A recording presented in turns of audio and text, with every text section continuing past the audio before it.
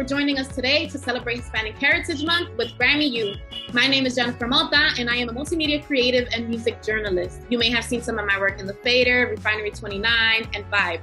Today, we are joined by Maria Zardoya, a Puerto Rican native who is the lead vocalist of alternative rock band The Marias.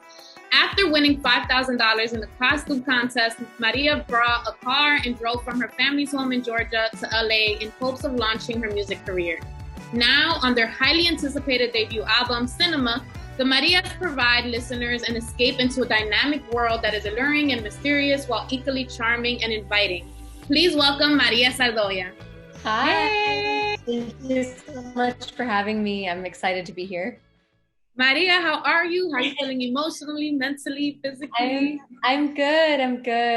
I'm here at my parents' house in Georgia.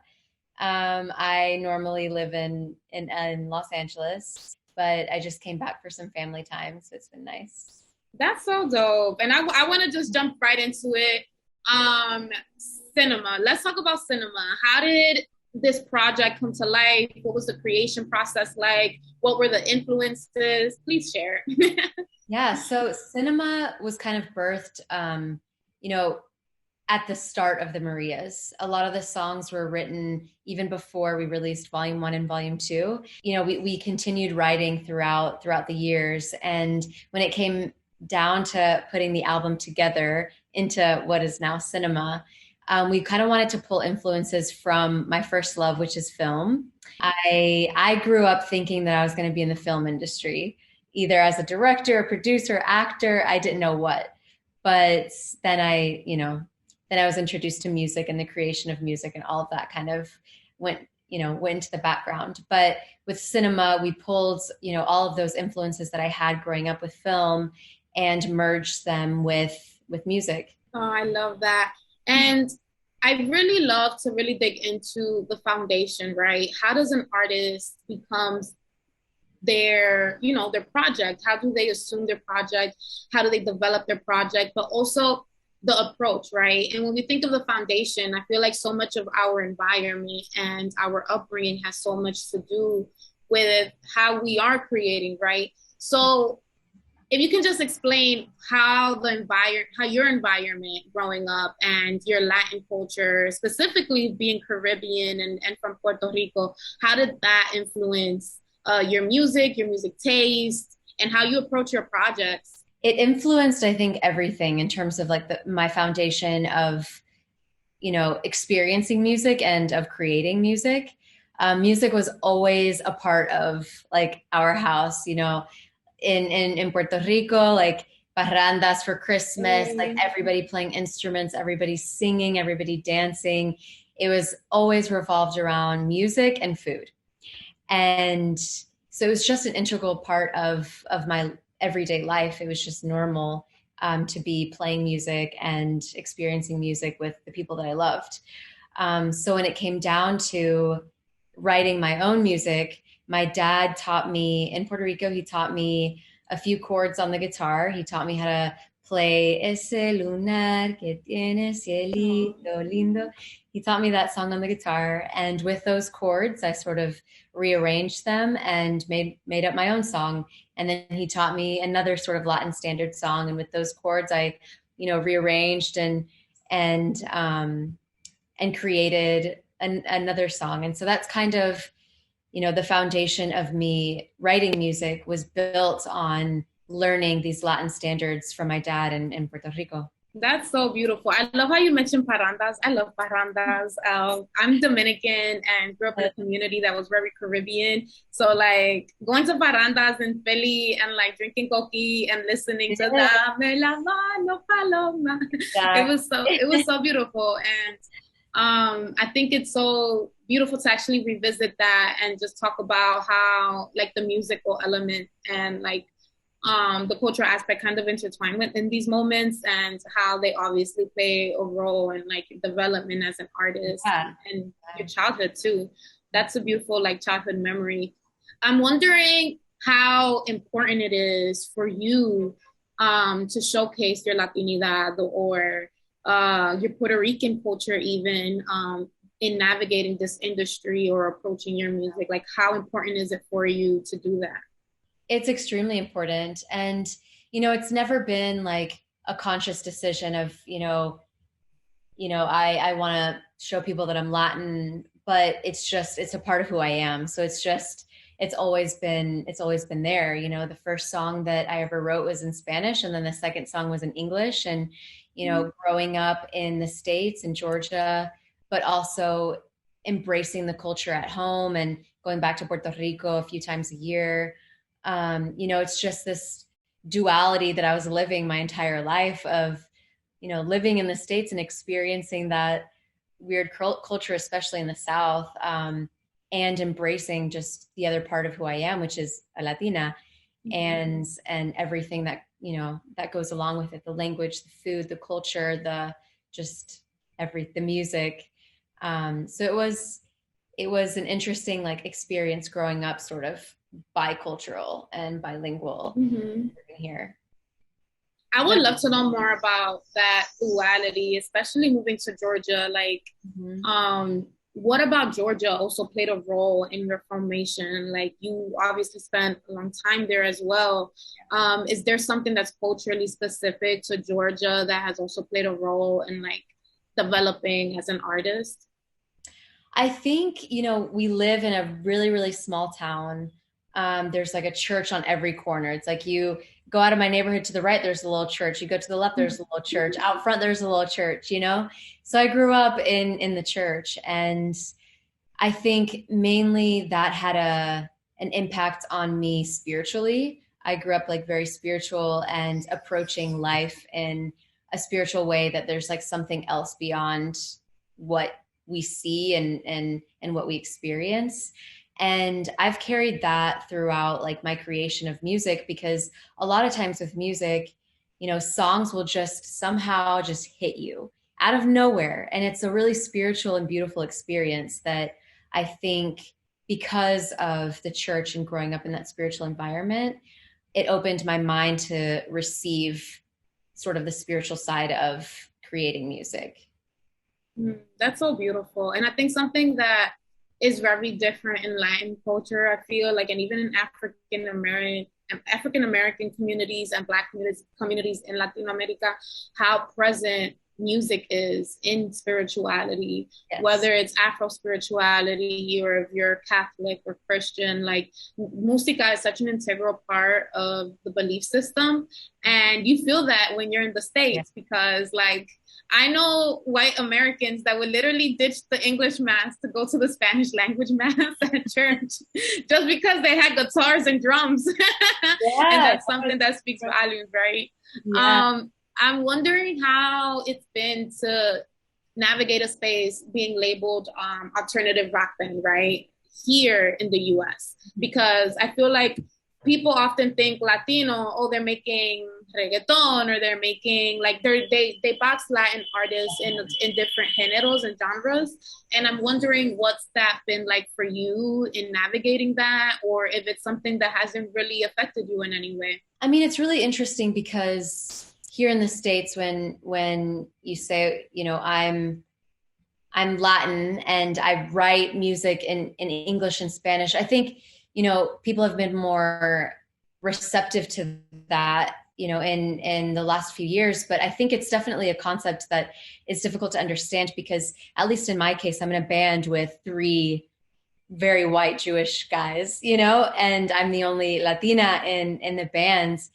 And, so it's like, okay, I'm Latin, but we have some music that could be considered Latin. Is it Latin because I'm Latin, or is it Latin because of the sound, because of the language?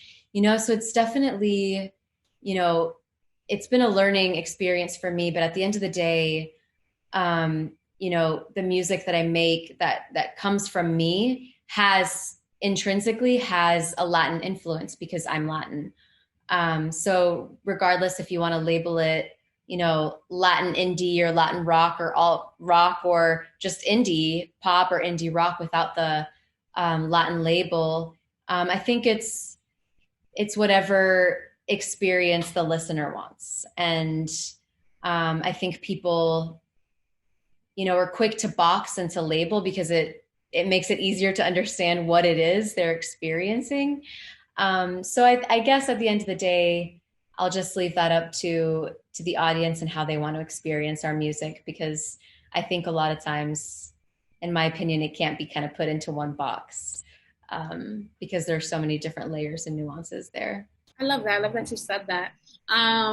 In términos of like alternativo Latino or Latin alternative, who are some bands or what are some bands that from Latin America that you're like really into, or maybe from the new gen that are rising that are super dope? I mean, I grew up listening to a lot of Enanitos Verdes, Maná Juanes. I loved Café Tacuba. And, more recently, I think I have fallen in love with sort of like the Latinx genre that I'm also in. I listen to a lot of Omar Apollo, and we're really good friends, and love his music and his style of creating. Another good friend of mine from Venezuela is Maye. We're really good friends, and I also like her approach of writing and creating music in that sort of Latinx realm, and the duality. We've all grown up in similar, being bilingual, bicultural, but living in the States. And so I think there's like a big uprising of artists that have that duality and that like bicultural, bilingual like angle, that makes the music really interesting and relatable and beautiful. Yes, I love that. I definitely agree. I feel like there's such a huge wave of bicultural artists specifically, right, that are also making songs in Spanish and English and like, bilingual, and they're super unapologetic about their rock roots too, which I really love because there should be space to embrace all the genres. I love that.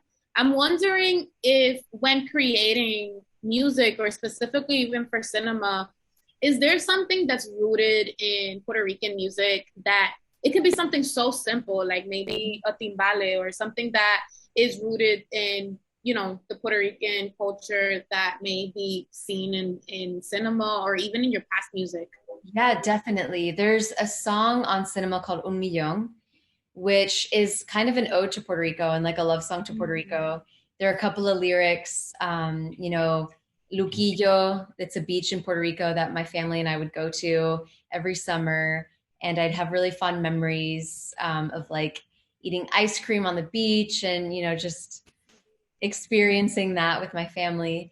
And Bayamon, which is a city in Puerto Rico that like my first boyfriend, my first like crush in Puerto Rico was from. And, so I have like really cute memories of like riding in his like hatchback, like listening to Nanitos Verdes, cute little love story. And the rhythm of Un Millón is kind of inspired by reggaeton, which I grew up listening to a lot of. And Josh and I kind of asked ourselves, what would a Maria song sound like with a reggaeton influence? And that's kind of where Un Millón came to be, was because of my Puerto Rican roots and my love for the island. I love that.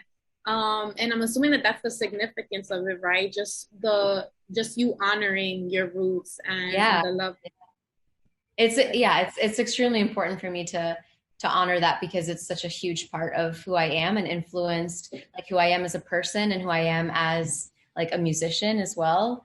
And I I just have a lot of love for Puerto Rico and its people and its culture.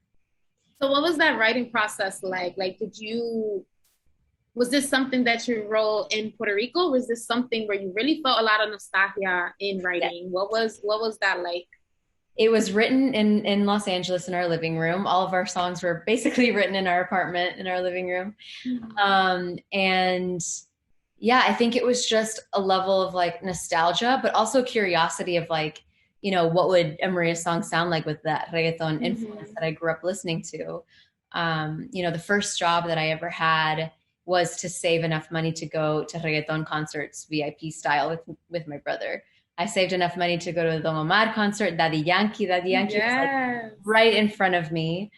And, so reggaeton definitely has a big impact on like my childhood and and music taste. So with Un Millón, I wanted to sort of pay tribute to that. And moving on to your aesthetic, right?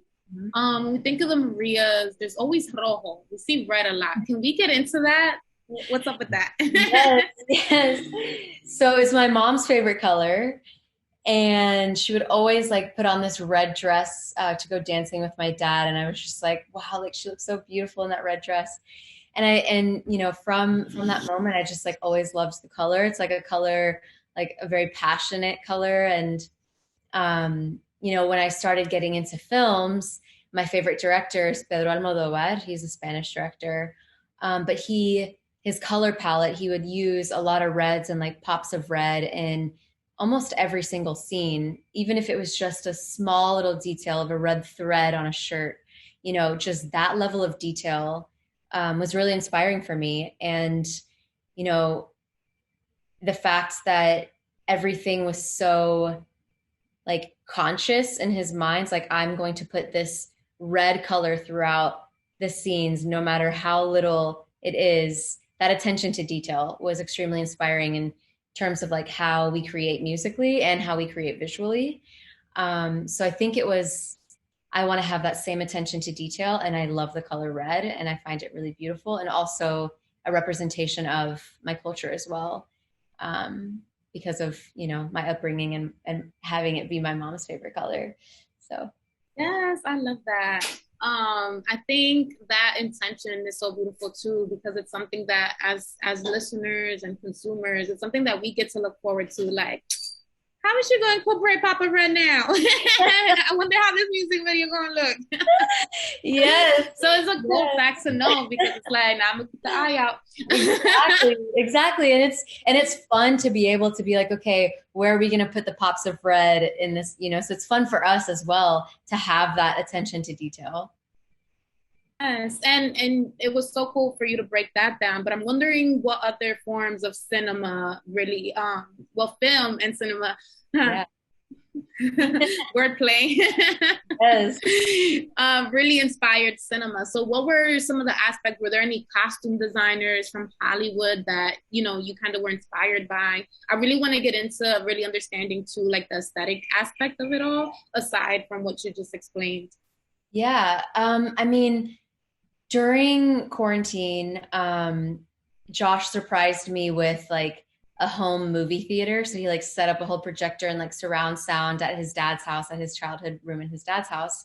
Because up until that point, we would go to, you know, see movies like at least twice a week at the movie theater to get that whole experience. So when he set that up, we were watching at least 3 movies a week. And, you know, my love for film just like grew exponentially because of that. And was just really inspired by so many films. Obviously, the Pedro Almodovar films, which we watched from the beginning again, so that he could experience that. There's a French movie called Mauvais Saying that I was really inspired by, and they have like little pops of red throughout as well. And there's a director called Kieslowski that I was really inspired by. He has like a trilogy called 3 Colors Red, and everything revolves around the color red, which obviously I loved. And then 3 Colors Blue, where, you know, the aesthetic was blue, and then 3 Colors White. So, you know, there are, you know, a lot of films throughout quarantine that we watched in this home theater that sort of inspired, you know, the videos and the aesthetic, you know, up until that point. And, you know, just visually and sonically was just inspired by all of the movies that I just mentioned. In terms of just, I want to go back to our intro and pretty much breaking down like the beginning of like your journey, because you definitely won a costume contest and then just decided to roll with it. Yeah. So first of all, what kind of costume contest was this? Because $5,000, that's a nice check. I know. I need to go. I need to find out about this contest. And was this something that you were like, did you go for this contest with the idea of already like, all right, I'm going to win this contest and I'm going to head out to LA? Like, was this something that you had already pre-planned, or did you win the money first and then we're like, where I'm going to invest in the money? Like, how did that work? So it was definitely, definitely in my mind that I wanted to move to LA, but, I didn't have enough money and didn't really know how to go about doing it. I knew one person in LA, and my whole support system was still in Georgia. But when I won the Halloween costume contest for $5,000, which was just crazy, I was like, you know what? I have this money now, and I'm just gonna do it. So yeah, I bought a car and I drove with my friend to LA. It took us less than 2 days, which was crazy. We just drove. And I got to LA, and like I said, I didn't really know anybody. Didn't have barely any money because I spent it all in the car. And so I was just, my first few months in LA were definitely a struggle and a hustle, and, you know, playing anywhere I could, any open mic I could, just to get to know the city and get to know the venues and meet other people, and sleeping in my car, Airbnb in my apartment. It was a whole struggle of a few months. But at one of those open mics that I did, there were 3 or 4 people in the audience, but one of those people was Josh. He was running sound, and we met and started making music together and formed a romantic relationship, and then formed the Marias. So I think every decision that I made, as difficult as it was, led me to where I am, and I'm really grateful for that. So in terms of the costume, what did you dress up as? For the Halloween costume contest, I dressed up as a market. And I know that sounds like, but we built like this big wooden market that I like put on my shoulders. And I had money, and like it was a whole experience where, I gave money to the judges and they were able to buy things, and it was a whole thing. But yeah. So you created an experience. That's cool. Exactly. I created an experience. That's dope. And I think that's all interesting to know, especially because I feel like with music, it can feel like a gamble for a lot of artists, like what you did was so brave, but it was also like, yeah, so assertive and empowering, because you were just like, I want to make music. I need to figure out a way. I'm gonna drive to the city that's known for hella dope faces to create the music that I want to. I want to know more about that journey in terms of, we get to the part where you meet Josh and you start forming the romantic relationship, or more, music wise, the band. And I'm wondering how that evolved since then. What was that process like, you being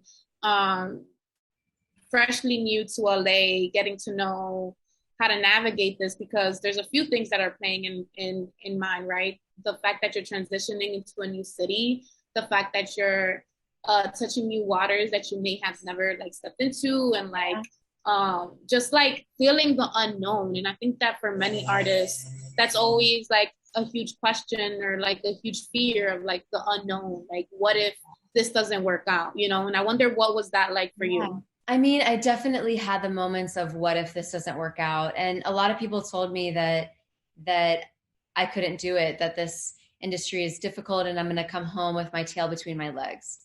And, so I definitely had those external doubts in my mind. But I realized I can't base my life, and I can't live my life based on what ifs, because they might not even happen, so I just have to live my life based on what I sort of want in that moment and how I'm feeling in that moment. And in that moment, I felt what the right thing to do was to drive to LA, even though I knew nobody and had no idea how the industry worked at all, knew nobody in the industry. I come from a little tiny town in Snellville, Georgia, that the only music industry is playing at church, like we mentioned earlier. So, it was definitely a big decision that I made. But I did it with a lot of doubts and a lot of what ifs. But again, I wasn't going to base my life and my decisions on maybe it'll work out, maybe it won't, because in my mind, all I wanted was for it to work out.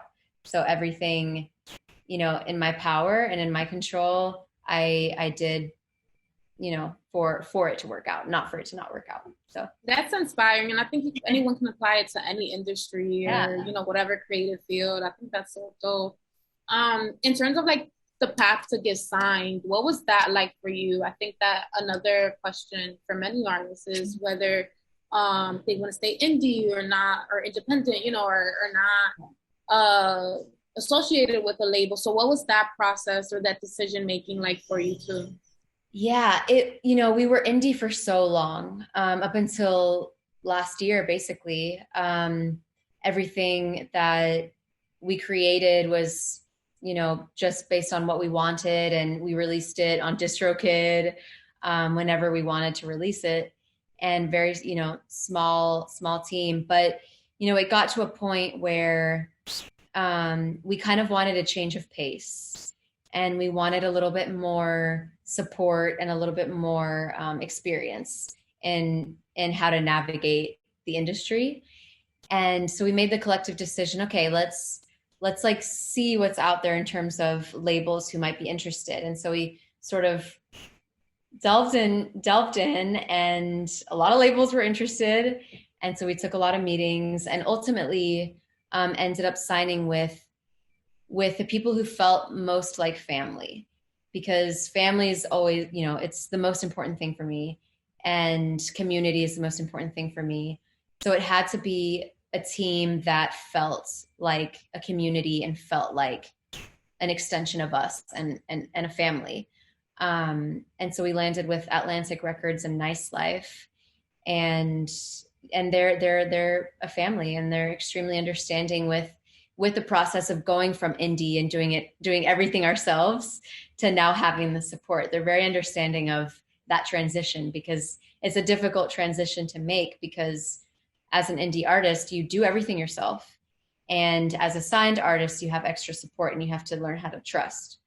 But in terms of whether to go about being indie or signing, I think it's like up to the artist and like where they are in their journey, because I know artists who have been independent their entire careers, and I know artists who are signed like at the very, very beginning of their careers. And we're kind of in the middle of that. But, you know, it's got pros and cons on each side, but ultimately it's based on what you want and like how you feel in your journey. Yeah, and I'm excited for this new phase for you guys. And I love seeing Riggs post about y'all all the time. I love Riggs. Yes, he reminds me of like my brother and just my family. You know, he was instantly felt like a part of my family. And that was a huge part of the reason why we signed, again, because family is so important to me. And yeah, and he's amazing. I love Riggs, and everything he's doing for the community is amazing. And I just know that his heart is always in the right place for artists and for music. Yeah, shout out to Riggs. He has such a really dope background in music, and we're all really inspired by him. So when we see him post artists, we're just like, yes. Yep. You recently collaborated with Phoebe Bridgers on a remix of Kyoto. Did I pronounce that right? Yeah. On a remix of Kyoto. Do you have any future collaboration plans with her or anyone else? Not with her plans, although the remix was super, super fun. We don't have, you know, any set in stone collaborators, but we have been working on music with other artists. And I think it's just like a matter of what makes sense for everybody. But we love working with other artists and like collaborating, because we learn something every time. And so I'm sure there will be more collaborations in the future. And in terms of Latin, are there any unique collaborations that you would love to like work with? I feel like especially in Latin America, there's always like very interesting fusions going on. Yeah. And we kind of we talk about Un Millón, right? So I'm thinking about like, could there be a remix with a reggaetonero on that? Or like, what do you see yourself in terms of the band? I mean, that would be really dope. if Tiny remixed it, that would be just amazing. I would also love to just sing on a Bad Bunny song at some point. It doesn't even have to be a collaboration. I just want to add some vocal textures to any of his songs. It'd be really, really fun.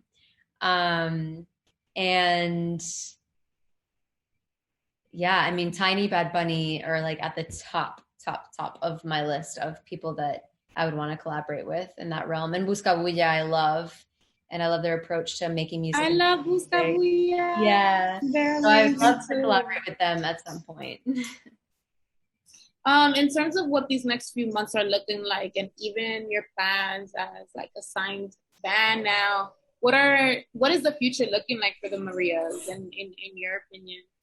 Yeah, recently we're kind of taking a step back and taking things slow. You know, this year has been a lot for all of us, and at the end of the day, like what's most important is mental health and you know your individual happiness. So, you know, it's been a lot, and you know, so we're just kind of taking a little bit of space to reclaim like our own individual happiness. And but hopefully at the start of next year, we have a tour planned, and hopefully, you know, that works out, and we're able to go on the road with like a new perspective of being, you know, in the band and being happy as individuals. And just continuing to write and record music. You know, I have been really inspired to write new material, and as soon as I get back to LA, I'm gonna do just that. So I think it's just, you know, more visuals, more music, and you know, hopefully more shows as well. So I want to know, before I move on to asking for advice for the students, which I would love to know what your thoughts are on that. I really am curious to know if there's anything that I didn't ask, that you would like to share. It can be about your career, your purpose in music, anything that you feel like you would want the public to know. Yeah, definitely. You know, going back to like mental health, like and taking this space, like for all of us in the band to sort of reclaim our happiness, is like a piece of advice would be, you know, to not base your happiness or your level of success on like your achievements, because like it doesn't matter what achievement it is. At the end of the day, it's like you have to find your own like inner happiness. So it doesn't matter if you're like number one on a Billboard chart, or, you know, playing all these shows or doing all of these things. You know, what matters is your mental health and your happiness. And it doesn't come from your achievements or your success. Do music because of your love for music, and always like have that be at the forefront of like anything that you do, is just like your love and your passion for it above anything else except mental health. um, and you know, if a career in music is something that you want to do, it's definitely possible, because the fact that I'm having this conversation with you right now, and like, you know, my background and where I came from, it's possible for anybody, because again, I came from a very small town in Georgia, didn't know anything about the music industry. Nobody in my family is in the music industry. You know, come from very like humble beginnings and humble backgrounds. So I think regardless of where you came from, like you can have a career in music and have a career in anything in the arts, as long as you like know what you want and are willing to, you know, hustle to get there. I love that. And I feel like you touched on a few points that play as great advice for my next question, but I want to ask in case something else might come to mind. And it's for students that are first entering the music industry, and may have that fear of the unknown, or, you know, they're just stepping into something that, you know, may seem overwhelming. What advice do you have for those students? Take it one thing at a time. Because it can be extremely overwhelming. If you were to have told me 5 years ago that I'd even be having this conversation with you, like I wouldn't believe it. But, you know, every step that I've taken along the way collectively has gotten me to where I am. So I think just taking it like one step at a time, like one day at a time. And again, like focusing on just your love for music and writing music and experiencing music with other people. And also understanding that it's not just your journey, you know. I think like connecting with people and having relationships with people is so important, and allowing people to help you along the way and helping others along the way as well. It's like a very like communal, music is a very communal experience. And, you know, you don't have to go about it alone. I love that. It's a very communal experience. Yeah. I love that. Experiencing it, writing it, every aspect of music, I think is just, yeah. It's done, it's supported and inspired in community. I love that. I thought that was so cute. Well, so dope, not cute. Well, Maria, thank you so much for joining us. I wish you the best of luck in all your future projects and the continuous rollout of this debut album. We are rooting for you, and we're really excited for the Marias and everything else that's gonna come out of this journey for you guys in this new phase. Thank you, Grammy U members, for attending, and remember to follow us on Instagram, Grammy U, where we will be celebrating Hispanic Heritage Month all month. Yes. Gracias. Thank you so much. Thank you so much for having me. This has been really great, and yeah, thank you so much.